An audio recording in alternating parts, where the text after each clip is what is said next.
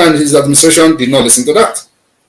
Even when there were no reasonable ground to remove Nigeria from the country of a list of a concerned country, they still remove him, remove the Nigeria state. So we believe that Trump coming to power will put Nigeria on their toe.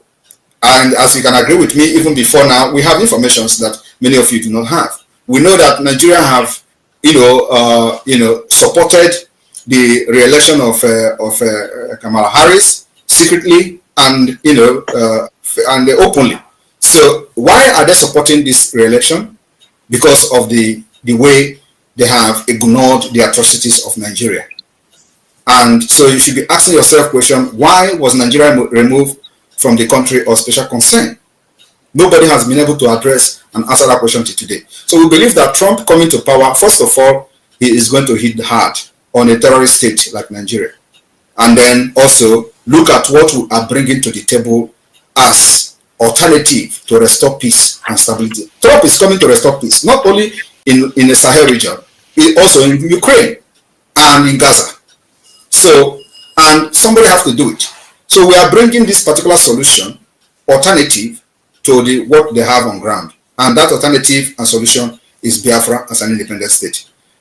And I want all of you to understand that Biafra is not only going to benefit Biafra people, it's going to benefit the entire indigenous people within Nigeria area, including the Duduans and other indigenous nationality within the Nigeria area. The emergence of Biafra as a nation will put an end to upsurge of terrorists. It will disintegrate the interest of the terrorists while they are coming to Sahel. It will also cut ties immediately. Just that Biafra has been recognized, only the pronouncement will make the entire region calm down, because the terrorists will start fleeing. Why would they be fleeing? They will be fleeing because their only interest is to capture Biafra territory, which is the majority Christian-dominated area today in the entire Sahel region. I don't know whether you're aware of that. So the interest is in Biafra land, not actually in northern Nigeria. So, but they want to, first of all, cut our wings by cutting the neighbors, and then after that, they will come to us. And that's why we started resisting them ahead of time. Thank you. All right, thank you so much. Let's go to Ekpa. Thank you. Good evening, Dr. Damages and Prime Minister of Biafra, Simon Ekpa. I was just wondering, do you have to look so good to be a Prime Minister? Good to see you. Thank you. That is so good. At least I don't want to look like the ancestor in Nigeria. I'm a young man, so I have to look good. Thank you. Okay. Right. This is my question to you. Are you hell-bent on secession? Must we secede? Must Biafra break away? Is that the only solution to the Igbo problem? And please, that is not the only solution. I think breaking away is not actually. But let me finish. You get the whole context. Okay. If you're not hell-bent on secession, let's imagine you're not hell-bent on secession. What do you really want to see that the Nigerian element puts into place before you say, okay, then this is a pathway to unity? That is, if you're not hell-bent on secession. Did you get my question, sir? Yeah. Okay. Now let me answer you. With all due respect, this is not the time for us to contemplate on whether there is a solution for us to remain one or not. This issue of whether we are going to remain one is something that we cannot revisit again, because the agenda of the Nigeria state is not for developmental purposes, is not to help the people, the citizens of Nigeria, is not to bring any innovative ideas, is not to build infrastructure, to bring security, to build roads, give hospital, schools. No. So it is only one agenda, which is the most important thing to them, is the Islamic agenda. And you will agree with me that since 1989, after what we call Abuja Declaration. What was Abuja Declaration? Abuja Declaration was the gathering of Islamic scholars, Islamic countries in Abuja, where the decision was made that the only thing they have to do is not to pursue development in any region within the Sahel region, but also to install all Muslims in different position and strategic position for the Islamization of that region. So that particular implementation of the Abuja 1989 declaration is already 90%, if not 100. And that's why for the very first time in the history of Nigeria, you have a Muslim ticket. And people did not see anything wrong with that. In fact, before this Muslim ticket, a lot of people said it is not possible. It is not going to happen. Even the people who call themselves pastors and all those preachers, all those liars, they were saying that God told them it is not going to happen. If it happened, they say, make the thunder fire all of them, make fire burn them. They pray all those prayers, all those nonsense. It did not. It still happened. Muslim ticket. It is called the implementation of Abuja Declaration 1989. And I want people in Nigeria to go and read Abuja Declaration. They have altered those content, the content of the declaration, but everybody who knows it knows the content was to install Muslims in all strategic position for the Islamization of the entire region. So Biafrans are resisting that because we understand that very well. So if you tell us, let us come down now so that it is everybody will be one, they will come harder on us in the next 10 years, and we don't want to go back there again. So what are we saying? We are saying that we need a country where there is going to be rule of law, justice, fairness, equity. We need a country where our women will go to hospital without paying money, doctor will attend to them. We want a country where our students will go to school and nobody will kidnap them. We want a country where we are going to have good road, transportation, good social amenity, and possibly provide social security for our people. It may also interest you that as a government in exile today, we have the strongest national identity card. As a government in exile, the only country that will compete with us today is South Africa. The security we have in our national ID card, and it is European standard. It will be unveiled and issued to applicant first time ever during our convention in Finland. That's how far. That's the kind of quality of life we want to give our people. Nigeria don't have it. No other country have it in Africa except South Africa, and we have contracted the best security company in Europe to do this. So we are laying example. We want a country where our citizens can travel visa free because we have what it takes. The European need us more than we need them. America need us more than we need them. So we need to have the kind of agreement where our citizens of Biafra can travel without anybody using telescope to look their passport. No, we want that our people will be respected in any point of entry in any part of the world. That is the kind of Nigeria can never provide that for you, and you know that. So thank you very much. All right, thank you, Ikolola. Let's go to Christian. You're next. Hello. Hello. Greetings. Rudolph, can you hear me? All right, thank you. I just missed one of your interview with him there. So anyway, I'm just curious to ask Simon Ekpa. One of the questions Rudolph asked you, what role you're going to play when Biafra comes. One, you said the role Biafra giving you, but you're already a prime minister, so you really need to Biafra to give you a role. But my question now is, if you declare this Biafra on December, how long will it take you to remove the barracks, Nigerian barracks, army barracks, and police barracks? And how do you install remove the political actors in the territory and fill them with the Biafran political actors? Given this team that you have missed so many instances, promises about the chiefs, the Biafran, you gave for 150 days in the past, it didn't come, and the release of Mazin Nnamdi Kanu. In fact, most of the promises or all the instances you have given haven't worked in the past. So how do you think that, why would anyone seriously believe you that this one will work, or is this a publicity stunt? All right, so let me address you. First of all, I did not make myself prime minister. So Biafrans voted me, and you need to be part of the movement to know whether I was voted in or not. But I'm telling you now that I was voted in as a Biafra Prime Minister. And so you cannot be outside and want to know what is happening within the circle of the Biafra agitation. That's number one. So, like I said, I will be serving Biafra people in whichever position they give me. So that particular statement stands. Another thing is that you asked how am I going to remove the military barrack? I have said we are at a war of attrition. So I will advise you to go to Google or to any search engine and check what is the war of attrition. War of attrition is that we fight till the person that is tired will leave.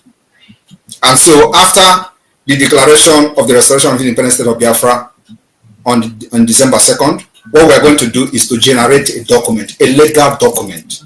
This legal document will comprise of the Biafra Constitution. It will comprise of the announcement of the Biafra self-referendum. It will comprise of the assenting into international human rights laws, international human rights treaties, international human rights convention in accordance with the UN treaties.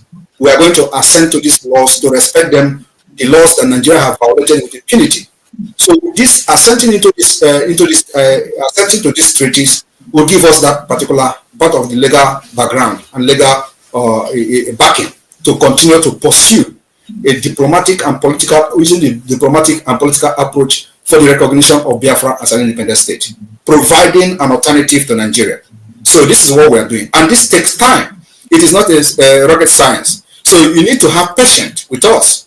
That as we are engaging Nigeria, delegitimizing them, they're going to get tired. At the end of the day, I'm only pitying those who is going to die, especially from the Nigeria side, in the name of defending Nigeria, because at the end of the day, they're going to invite us to talk on the table, to discuss the partition of Biafra and Nigeria. It is going to happen. So those who die for no reason are the one I'm going to pity, because Biafra will come one day and sit on the table. Everything you see happening today will end in a table. So what you have to ask yourself is that, is Nigeria a better option for you? That's the question. Do you enjoy Nigeria? Do you want this particular Islamic state that is happening today, where Haram are recruited into not that I'm a proponent of Nigeria. The reason why I asked my question. Not that I'm a proponent of Nigeria. Let me address one of the questions. You said about 150 days, that all the promises I made, none of them has happened. There is no promise I have made that did not happen. Every promise I have made is targeted at achieving something. One is that before I started the 150 days countdown, it was to make sure I destabilized the Nigeria electoral system. Because many of you were saying that Obi is going to win. And I was telling you people that Obi was not fighting to become a president of Nigeria. Obi was only installed by the British Empire in order to destabilize the Biafra agitation, just like they kidnapped Mazin and Bikano. That was the work of Obi. Today, are you going to be saying you are proud of Obi? Obi that is congratulating Gowon? If you are proud of him, then it means something is wrong with you. So now I'm telling you that the 150 days was targeted at destabilizing the election, which we did. We succeeded. Over 50 to 25 million people that registered, 20 million did not vote for Biafra. And so it is for the interest of the Biafra people that we counted 150 days. And you know that then everywhere was like, but of course many of you do not understand because you are not in the struggle. You think that after 150 days, I'm going to declare Biafra without a government structure? You think I'm going to declare Biafra without having our representative at the Washington, D.C.? Because the Biafra is not going to come from Nigeria. Biafra is coming from abroad. The people that will help us to restore our independence are not in Nigeria. They are not in Africa. They are here where I am. So why should I be coming there, and why should I, so what I'm trying to say is that we need to put these structures in place, which was not there, and now it is here. We have all government structures. We have also de facto government, functioning de facto government. We have the Biafra database security. We have every institution of government today. So when you are talking with people, you present them to know how serious you are. They will listen to you. And that's why the United States, that's why the Department of State are listening to us, because they have seen how serious we are. They have seen that we have become more organized than every other Biafra, not only Biafra, every other independent movement in the world. Nobody has done what we have done today. If you have any country that have done what we have done today, and they got independent, even though they got independent, tell me which country, from Bangladesh to Lithuania, to all those countries. Tell me which country have actually laid the foundation the Biafra government have laid today. Nobody. We have done, better than any other country, and that's what it needs to be done, because Nigeria is a very complex state, and we know the Nigeria status in the global community. So it needed something sophisticated to be able to break through, and that's what we have done. That's why everybody is listening to us today. Thank you. All right, thank you so much, Christian. Let me ask a question from the comment section. I do get questions from here. So this one says, do you as Prime Minister have a relationship with Nnamdi Kanu's family and lawyers? People should understand, and they should know how to differentiate Biafra movement from Nnamdi Kanu's family. Master Nnamdi Kanu is an agitator like me, like every other person. He is a leader of indigenous people of Biafra. So the Biafra freedom is not tied to him, and it's not tied to his family. So did anybody know my family? Did anybody know Wazuke family? Did anybody know Ojukwu family? Ojukwu have family too. So Master Nnamdi Kanu should be respected as a leader of indigenous people of Biafra. Only him that my alliance or allegiance goes to him alone. My loyalty goes to him, not to any other person. It's not a family business. Biafra is a nation that everybody can fight to become one of the leaders of Biafra until Biafra comes. So people should stop this whole Nnamdi Kanu family, this one and that. No. He is my leader. I am his disciple. And under this particular movement, I say that if Nigeria refuse to release him, they will pay dearly for the kidnap, and they are paying today. That is what leads to what is happening today, and we are not going back. Okay, one more question from the comments before we go to the people in here. This one says that the Tinubu government is known for sharing rice. Does this movement support the people in Biafra land with palliatives to ease the suffering? We support palliative, but it is not all about palliative. Palliative cannot solve any problem. But sometimes we do palliative to help the people, but it is not, we are not basing this agitation or liberation based on palliative, no. And right. People have come to understand that they needed the freedom more than any palliative. You know what they used to tell you in Nigeria in the past is that, you cannot stand against, the government designed this whole system so that people cannot rise up against it. When you rise up, they say, you don't have money, you don't have food to eat. We have been able to defeat that. Who can believe that Biafra will lock their shops? Nobody will believe. But today, they are doing it because they have come to understand the importance of freedom, that they need freedom more than anything. So it is not about palliative, but whether we do palliative, yes, we do. All right, Henry, you're next. Yeah, good evening, Mr. Rudolph, and good evening, Prime Minister Samuel Ekpa. Yeah, let me go first on this. From the beginning, I supported Nnamdi Kanu, even though I'm not a Biafra. I support this movement because it was before he was talking about one Nigeria then. Before Nigeria turned against it, Nigeria was not favoring its people. Then it changed to be it changed to be to fight for Biafra. So it's unfortunate they went to kidnap him from Kenya. They bring him back to Nigeria. My problem is, do you believe some of those people in the Igbo not against Nnamdi Kanu still being in prison now? Because I see no reason why they keep him there, because there's no crime he committed. The government could not charge him to say this is your crime, prosecute him. They still put him there for how many years now? So what you don't think some of these Indian people they are against him? You don't think this? And secondly, I will be not be happy when I see people, they force some videos I see to sit at home.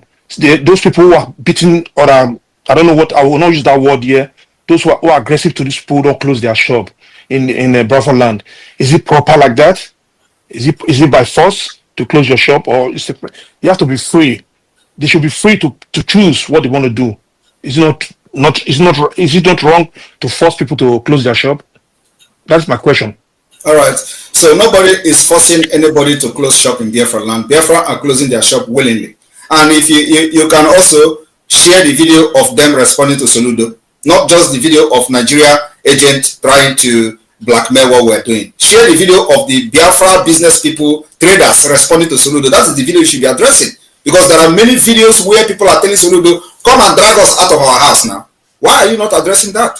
That is the real Biafrans, not those that Nigeria hired in order to blackmail me, thinking that when they start beating people in the market, I'm going to run away. No, we know those games. You should be addressing when Biafrans are talking. Biafrans are those who were making video telling Soludo to come with a trailer of key to lock their shops. Those are Biafrans. They are sitting at home willingly because they understand the fight we're fighting. It's just like many of you understand the fight, but the only thing is that you are too lily-livered to do what Biafrans are doing today. So when they are doing it, you are concerned. Why are you not worried about people that have been killed in other part of Nigeria? Why is Biafra more interested to you when people are not actually getting killed? Even if those who come to blackmail us by hitting people with a stick and all that, is that more cruel to the people that are getting killed in all over part of Nigeria? Why are you not worried about them? Or are they not Nigerians? There are people who gave birth to IDP camp in Benue State, and their children are 19 years old now, living inside IDP state, which means they have been living in IDP camp for more than 19 years. And there is no plan of them going back to their ancestral land. This should be your concern, not Biafra people sitting at home. No, sorry, Rudolph, sorry. Rudolph, sorry, please.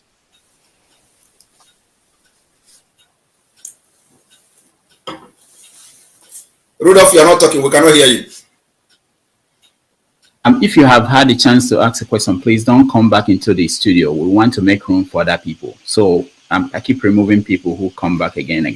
And also, please make it one question. We don't have a lot of time. I speak the truth, Ernest. Thank you. Can you hear me? Can you hear me?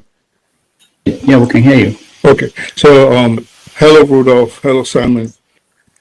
Simon, it's a two-part question, but it's going to be in one. You've told us about your plan for 40 states, but what I think you haven't been clear about and what you haven't really told us is which states presently will encompass this new nation that you envision, because while you said earlier on the show that it will be made up of a confederate group of states, will these states just be the 1967 Eastern region, like you referenced, or, like Nnamdi Kanu said, expand to places as far as Kogi and Ondo? Because if so, me playing devil's advocate, if I was a military strategist or a leader from the old Western region, and which you have admittedly said, you know this will end on the negotiation table, I would be antsy that you are not only on my border in the event of a potential military skirmish, but that you will also control both sides of the River Niger. So where exactly in the geographical space being disputed today will make up Biafra? Thank you. Thank you very much. I don't know if you have been following the Biafra movement, but we have a defined map and we have a defined territory. So if you are confused about where is the Biafra territory today, I will urge you to visit the Biafra government website, where you have the current map of Biafra. That those maps were done by people, the indigenous people in those areas, not Simon Ekpa. So the people that made those maps are the people, the indigenous people of those lands.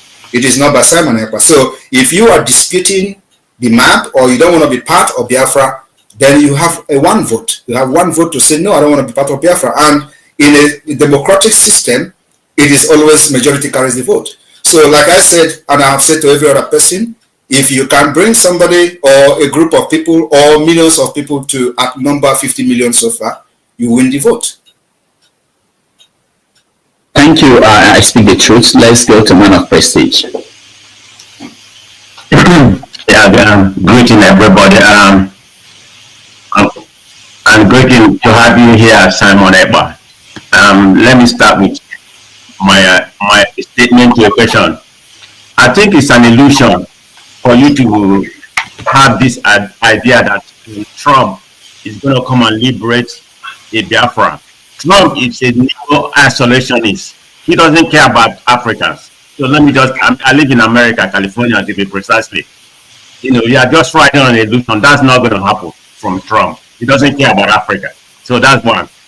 But whatever your ideology of trying to actualize Biafra, whether it's going to come to fruition or not, that's debatable. So I'm not here to contend on that. But my main focus is the main harm you are causing to the Southeast. I mean, how are you going to actualize Biafra when you finish killing the Biafran people already? So what country are you going to have? That's my question. You have not joined them. You have not been killed. So I think when you are gone, Biafra will come. And number one. Number two is that you are not part of a Trump team. You are not personal advisor to Trump. And I didn't say that Trump is going to give us Biafra. So don't come here and say something that is not right. Trump is the president of the United States. There are people that influences his foreign policies. These are the people I am engaging. The Department of State influences the Trump foreign policy. The Congress influences Trump policy. The CIA intelligence agencies influences foreign policy. These are the people I'm engaging. I'm not engaging Trump. Thank you. Thank you, man of prestige. Let's go to Alwin Bond. I used to know your name. You changed your name. Yeah, thank you. Hey, Dr. Damages. How are you? Good evening to you. My Prime Minister, Simon Ekpa. Good evening to you. Great. And I would like to say, may God continue to bless you. I am the Okene of Biafra because my mom is from Aba State. She's an Angwa woman. I would like to ask you this, my Prime Minister. Are you the first Prime Minister to organize a republic in exile? Thank you. Thank you very much. I am not the first Prime Minister of a government in exile, and there are many countries that have regained their independence or restored their independence or sovereign state through a government in exile. So the only thing is that what we are doing today is very different somehow, because a country like Nigeria needed a very drastic measures that we are using. And that's why we adopt this 4 different approach, which is the political approach, diplomatic approach, the armed struggle approach in the self-defense, and the civil disobedience approach. So we are fighting Nigeria from all angles. Thank you. Thank you, and let's go to electricity. Yeah, thank you, Dr. Man. Good evening, Simon. Mine is just clarification. All right, welcome back to this wonderful channel. Ụfọdụ ndị iche na-ejidelu Ọhamadike, ụfọdụ ndị iche na-ejidelu the Susu Master, ụfọdụ ndị iche na-ejidelu the Prime Minister, mana Prime Minister nọ n'ụlọ na-aṅụ tii, nwoke nọ n'ụlọ na-akụ achọ. The weekend daily. Ekene m gị. Nakwanụ m anya. Ụfọdụ ndị iche na Ọhamadike nọ n'ime Ọhamadike 2 of ndị Igbo. Akụ na-atakasị 1 na Ebonyi steeti. Onye ndu Omife Ọdịmma, the wise man.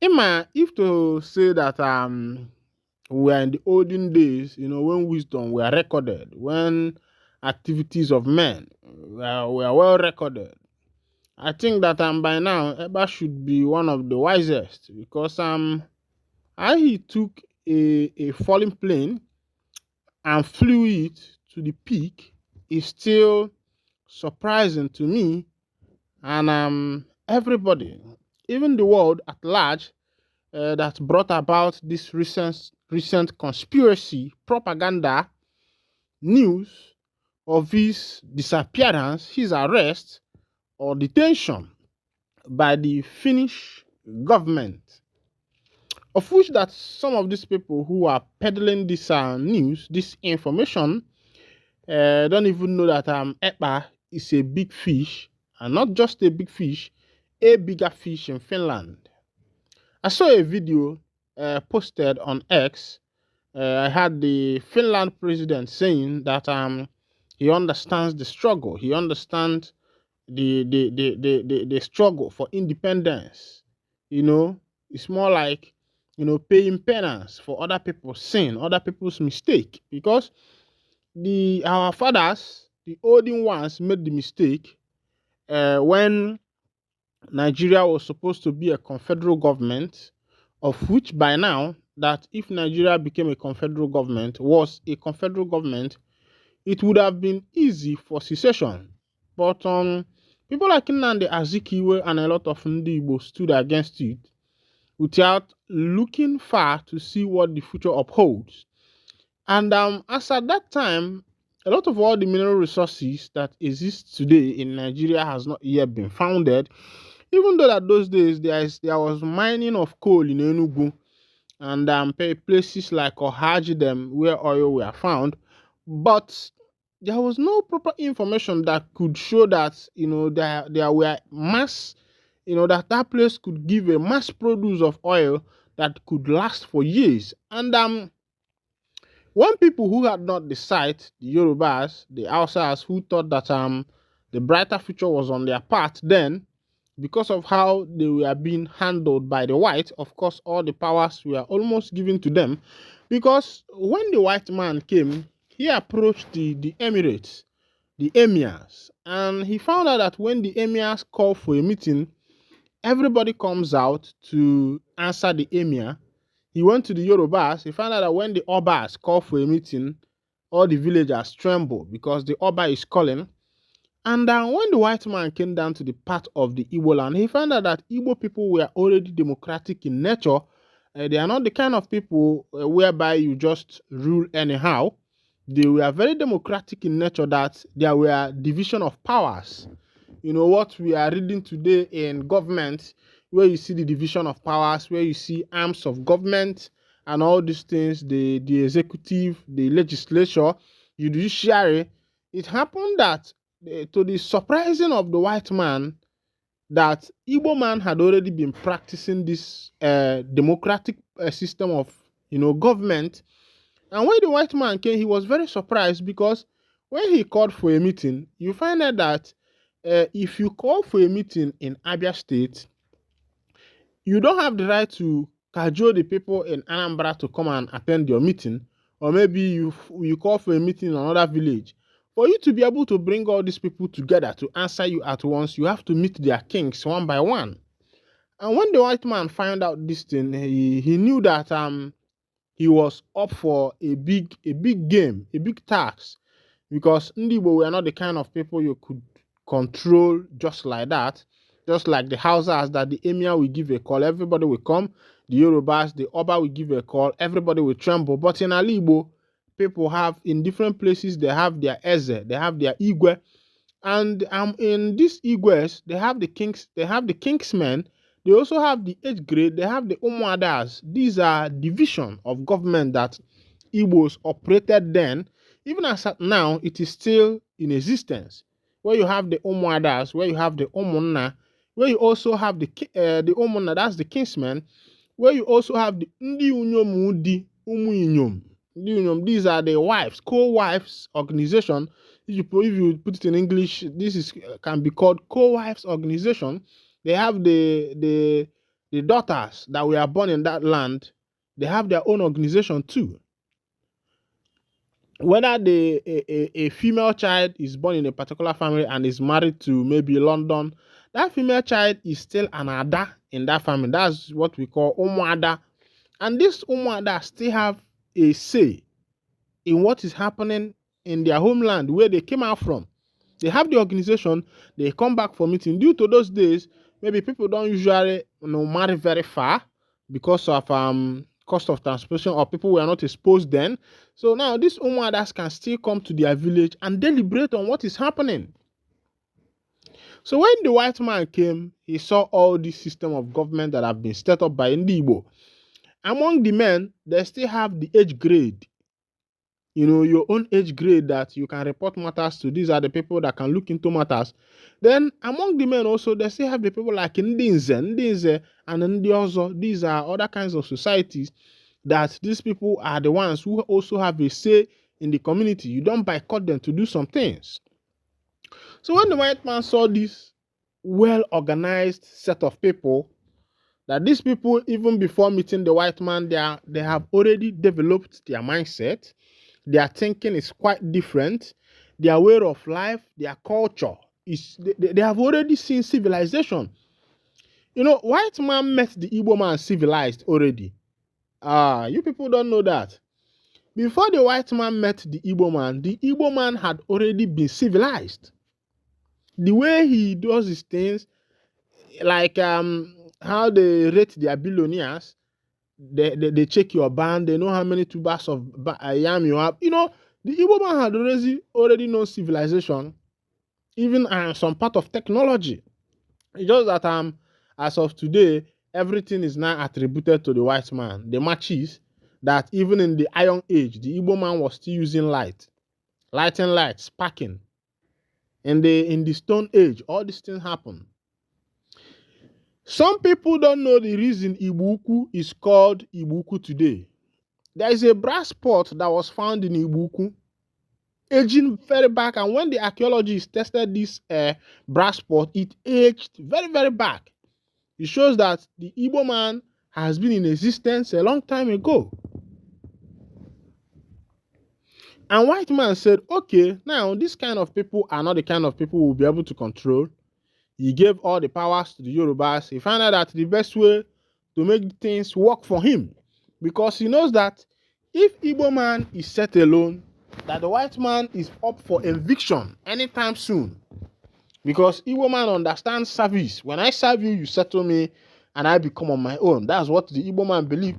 Even if you see this our boy tradition, a man can come in a family and carry their son. And that boy he carried will serve him maybe for like 6 years or 8 years or 7 years. And after this boy must have served him, he will settle this boy, and this boy will start his own life, start his own business. That is how the Igbo man operates. And when the white man, who also have a foresight to see ahead of time, saw this kind of mentality in the Igbo man, he knows that this kind of people are not the kind of people he can play with. It's just like meeting your match in a game. It means that when you are coming again, you will tread with caution.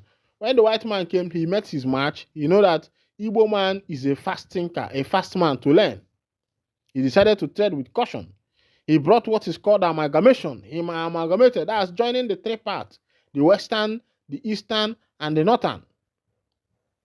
He joined these three people together, the western region, the eastern region, and the northern region together. He brought them together, he amalgamated them, so that these people can coexist as one people. Of course, you know that these people have different culture, different mentality, different way of life. And the white man who wants to be in control, he knew that the only way he could be in control is by joining these two people together, because they do what is called divide and conquer. For these people, these colonial masters, for them to conquer you, for them to take over, first of all, they have to divide you. And once they are able to divide you, they will conquer you. That was the introduction of the paramount chief. And when they found a loophole of some Ndibo who were tested for power, and these people were not even the well-known people in the community, they made them the paramount chiefs. They knew that these are the people who could obey us, who understand us, who can take action on our order. And these were the people who the white man made the paramount chief. And that was where they introduced what is called the courtman. You know, some people call it courtman, but that thing is courtman. Those people that work for the white man took over because he had the barrel. He had the stainless barrel of gun that could scare 1,000 men away. When the Igbo man saw that weapon, it's not that Igbo hadn't theirs already, but it was just that the white man's own was very sophisticated. Things like the double barrel, the pump action, then Igbo were still doing with the Ntuebe and the rest of them. Now, all right, I'm sorry for that that long exposition. Of course, these people need to know what they are battling with, because Igbo are not the people you can choose just like that. Of course, you know that immediately after the Biafra Nigeria Civil War, 1967 to 1970, Igbo were given $20. Even the former president of Nigeria, Olusegun Obasanjo, was a young man then. He was part of the military. Victor Banjo Gowon, who was the former head of state then. I think Obasanjo was a general in the army then when all these things happened. There were a lot of them. Even Buhari was also a general in the army then when all these things took place. So the history are not far-fetched from us. It is down there under our nose. And everybody can see. As I was talking to you now, one information dropped from my table. They say Abaribe on Biafra agitation. Simon Ekpa said he is just a content creator. All right. This is a trending info. You have to listen to this one. Some of you who used to want to beef me. Some people say, hey, I'm not saying the right thing. Some people say I'm not in track. I'm saying it as I see it. If you have to listen, you have to listen to the end and open your mouth to the truth. You'll be able to grab the info and also other things behind it. Enyina Abaribe, the senator representing Abia South, has claimed that Simon Ekpa, Simon Ekpa has already said that he's not the leader of indigenous people of Biafra. But according to the news, they said Abaribe claimed that Simon Ekpa, the proclaimed leader of the indigenous people of Biafra, labeled his agitation as content creation. Ekpa was arrested last week in Finland and subsequently sent to prison by the district court of Pejahem for spreading terrorist propaganda on social media. Abaribe said Ekpa's arrest was a welcome development, adding that the decision is admitted that his actions were staged. The senator made the claim on Monday while speaking on Politics Today, a channel's television program. What it does is that it will tell those people that at home who are purveyors of violence, who have been instigated by Simon Ekpa, to now know that he actually said he is a content creator. He said the Kebu could not immediately verify the claim. Abaribe added that Ekpa's actions were anti-technical to what Igbo stand for.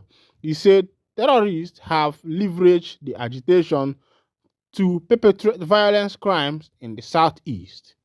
And what has happened is that a legitimate quest by the IPOB seeking a non-violent referendum was turned by all these kidnappers because they have found a key. Because to leverage Igbo people, when you say Biafra, you must be doing the right thing. The senator said to average Igbo person, when you say Biafra, you must be doing the right thing. That's an ideology and cannot die. I continue. Abaribe said, whatever they say they are doing in the southeast is not supported by anybody in the southeast. All you have is a band of criminals. Also, our security agencies find it difficult to discern between a criminal and somebody who is saying he is doing agitation.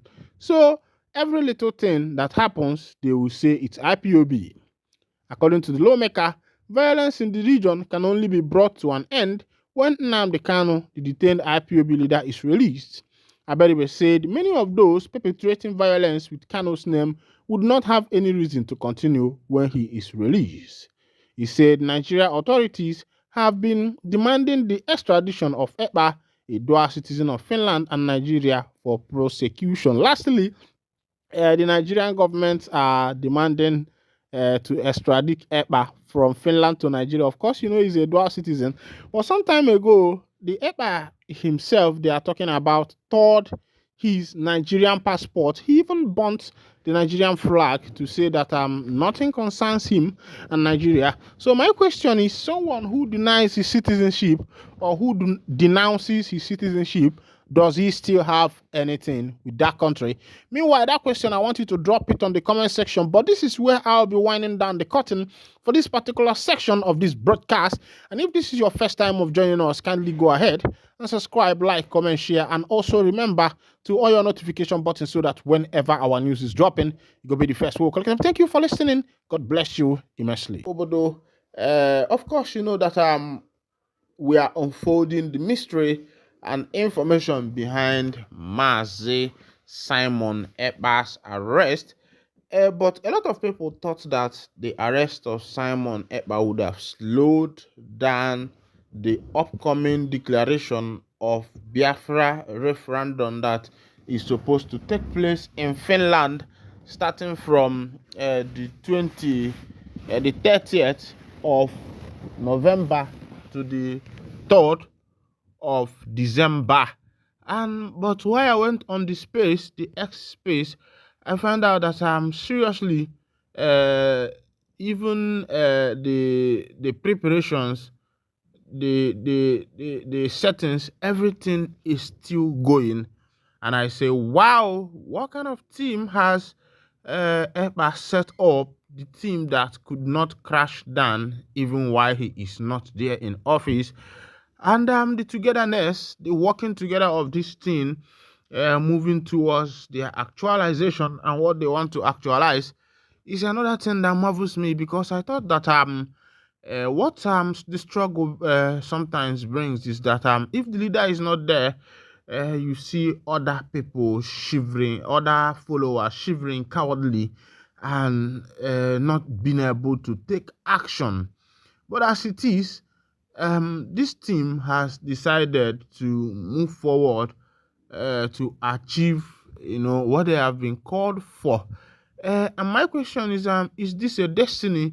Are these guys the one destined to bring about the justice needed, to bring about the freedom needed for the indigenous people of Biafra? But the information reaching on my table today, while I was inquiring concerning the Prime Minister of the Biafra Republic government in exile, Mazi Simon Ekpa, there are a lot of information going on. Some people have it that Ekpa is somewhere in his house listening to whatever everybody is saying. Wow. Could it be a prank that Ekpa has tried to play on us? Maybe on that 30th of November, or maybe 2nd of December, that is supposed to be the day of declaration, he will appear by sudden to everybody and the world will shake. I guess maybe that is what is going to happen, because the Sisu man, the great Ekpa, the mighty Ekpa, sometimes, there is a way great men behave, because you cannot calculate them all. Like, you cannot know each and every of their movement, because they are well-learned men.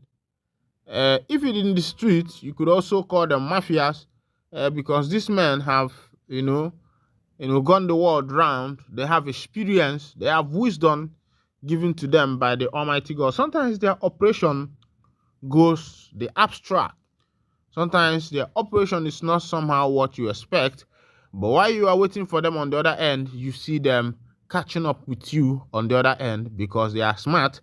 And this kind of people are one of the men like Simon Ekpa, the Prime Minister of the Biafra Republic government in exile. A man the Almighty Chukwukama called and anointed him. Remember that when Moses, God said to Moses that you will not be able to see the land, but you will not be able to enter the land, but you will see it. He said, I have chosen your servant, your lad, Joshua. The Almighty Chukwukabiyama said to Moses to go and anoint Joshua. And Joshua was anointed, and that was how Joshua led the children of Israel into the land of